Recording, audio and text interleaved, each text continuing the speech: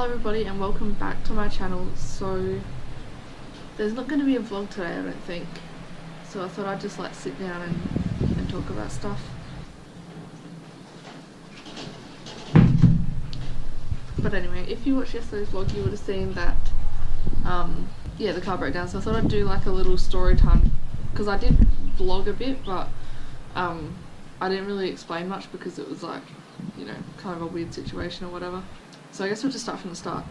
So I love Kmart and I don't get to go there very often because we don't have one in our town. It's like the closest one is 2 hours away in Perry, but we chose to go to Lincoln, which is almost 3 hours away, because their Kmart is bigger, and because I don't go that often I thought I want to go to the good one or whatever. So I asked Mima if she wanted to come and she said that she wasn't keen, and I was like, that's fine. And I was just going to go on my own, and then I was like, oh, I'll see if Peter wants to come. So I asked her if she wanted to come and she said yeah. So we organised to go Saturday, which was yesterday. You're going to be watching this whenever you're watching this, if I get everything edited and uploaded. So we were like, yep, we're going to go Saturday. We got everything ready and I think we left just after 11. Also to note, Jesse cleaned out the car for me before I left, and he also put oil in the car. So we left just after 11, and we were travelling and everything was fine, and about 2 hours into our travels, the car started making a ticking noise. So I was just like, okay, that doesn't sound good, so I pulled over. Oh, actually before I pulled over, it was ticking and then the oil light came on. So I pulled over and checked the oil, and it was at the low mark, but not dangerous or anything. It was like fine. Called up Jesse, told him what happened. He said should be okay, just keep driving. And like we kind of played the blame game when I actually did stop the next time, because I guess we're both stressed out, but I was kind of like freaking out because I was like, he just put oil in, like whatever. But he said to keep driving. Also to note is he couldn't hear what I could hear or anything like that, so he just assumed, I don't know what he assumed, but he told me to keep going. So I started the car and it started fine. I indicated to go off, and the car was like having a bit of trouble getting up to speed, but I got it up to 100, and it was making like a really bad noise, like there was a rock in the engine or something, like clanging or whatever. And me and Peter were freaking out because I was just like, oh my god, this is so scary. And I was like, I should pull over. And then it made like a little bang and the steering wheel locked. And I don't know what order everything went in because it all just happened so fast, but the car switched off, that's why the steering wheel locked. And I somehow managed to get to the side of the road. And so that was fine, got on the side of the road, was kind of like freaking out. And I made sure I checked what lights came on, and the oil light came on, the engine light came on, the brake light came on. I think there was another one, but I can't remember what it was. And we don't really know anything about cars. The only thing we really know how to do is check the oil. So what we did was we made sure the car was like, the car had switched itself off, but I took it out of gear, took the keys out, popped the bonnet, called Jesse and told him what happened. He was freaking out like crazy, and I was just like going off. I was like, bitch, I'm the one on the fucking side of the road stuck here. But anyway, we popped the bonnet and like just checked to see how hot it was and stuff, because I didn't even look at the temperature on the gauge. But I know what an overheating car smells like, and it wasn't overheating. It was warm, but that's because we'd been on the highway. So I was like, okay. So I got back in the car and tried to turn it on, and it wouldn't tick over, but the radio was still working. So I know it wasn't a flat battery because the radio was still working. So we ended up, I was like, who can I call?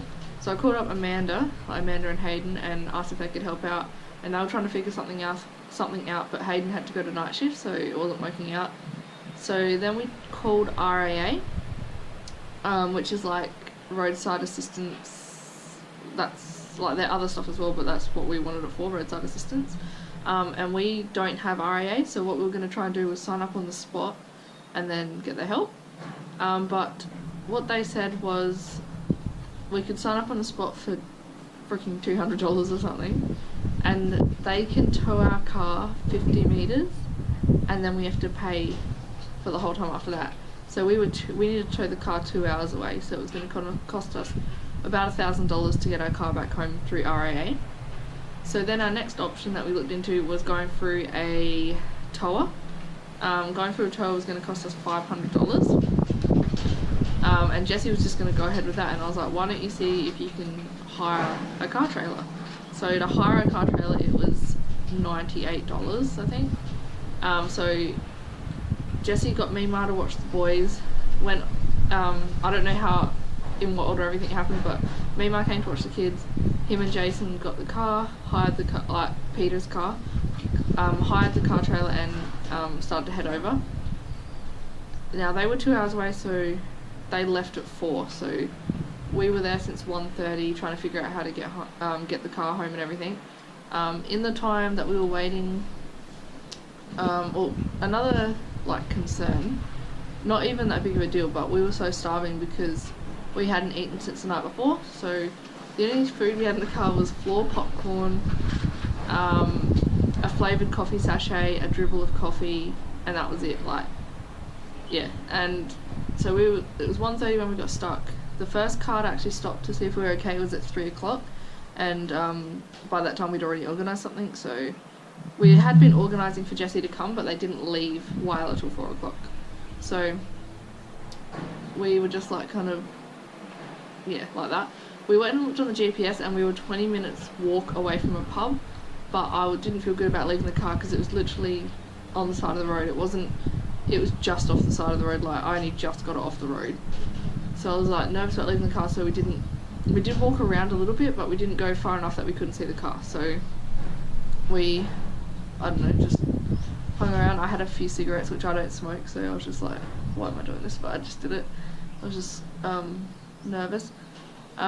So we were just hanging around, did whatever we could to pass time. My phone was dying, and I think it was about 5:20, this white car stopped and it had a lady and a man in, and they said, oh, we seen yous here about 2 o'clock when we were leaving town, but we thought you were just stopping for a cigarette, so we didn't stop in. And then when we came back, we noticed she was still there, so we said we'd have to stop. And they were just like really apologetic for not stopping the first time, and I was like, oh, it's okay, like you didn't know.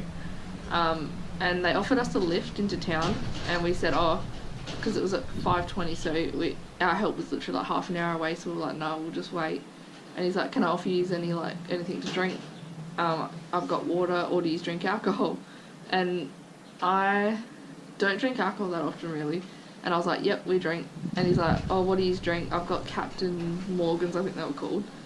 And I tend to not drink that kind of shit. And I was like, yeah, that'd be great. And I drank it. It was so good to actually have something to drink. He also gave us a bottle of water, but we didn't even touch that. And then they said that they'd come back past and make sure we were gone when they left again. So they left. I just need a drink.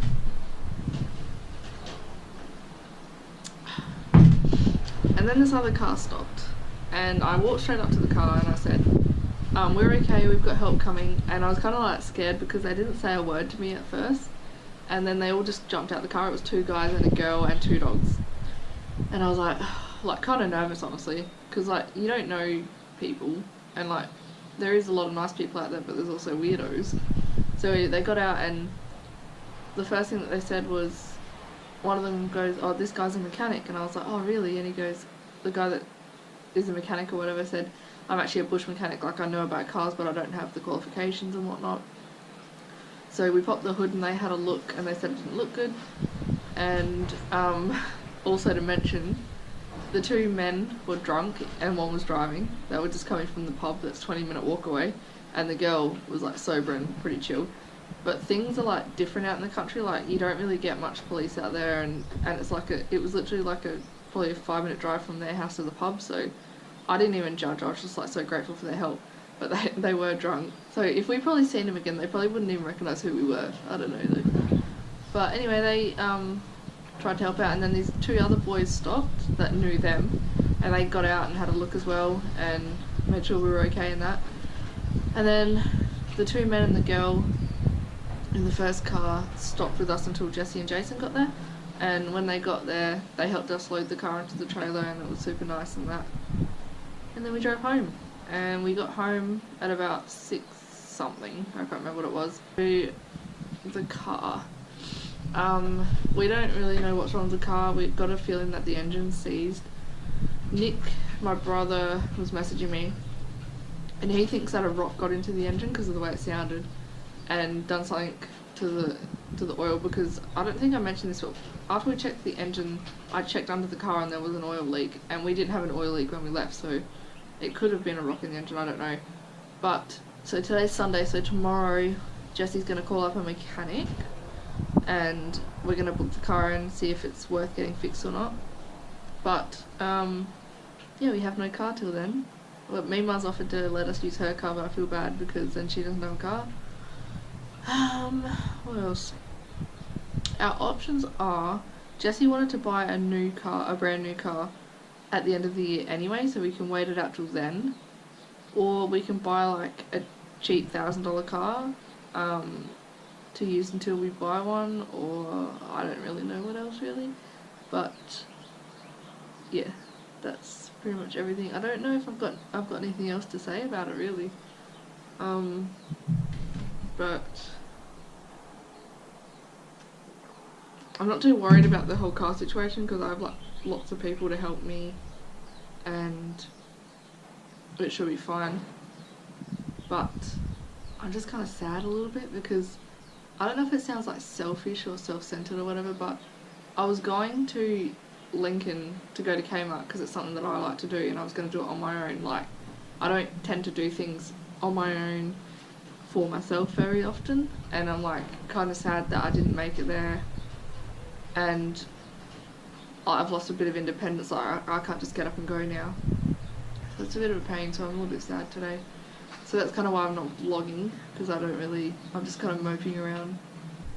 Not too worried about the car stuff though, like we can't change anything and whatever happens happens, but I'm pretty sure if it's a problem that we think it is, then it's really no one's fault and it would have happened anyway, but probably not as bad, because if I'm driving around town it's not that bad, but I was doing 100 on the highway. I don't know if I was, yeah, 100 on the highway, so that probably made it a bit worse, but whatever.